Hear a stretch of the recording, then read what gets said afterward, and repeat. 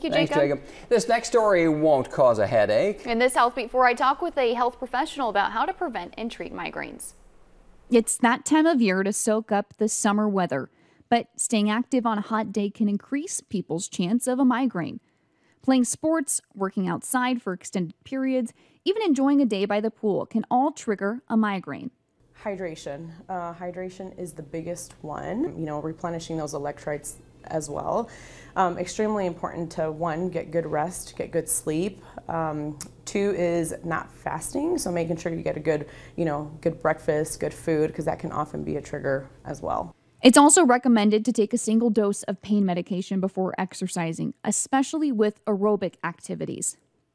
If it gets to the point that over-the-counter pain medicine, shutting off the noise and turning off the lights doesn't provide any relief, that's a light bulb that you need to visit your primary care physician.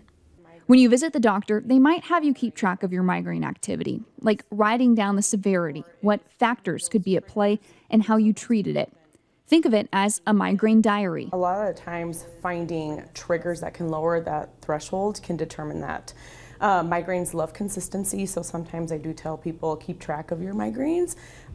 Weather changes can be a causative factor. I have patients telling me, hey, I know it's going to rain today. Once barometric pressure essentially drops, that can be a trigger for headaches. In Dakota Dunes, South Dakota, Claire Bradshaw, KTIV News 4. There are other ways a medical professional can treat migraines outside of prescribed medication. Botox injections have been shown to block muscle activity, and physical therapy for neck pain can also provide relief. It's 20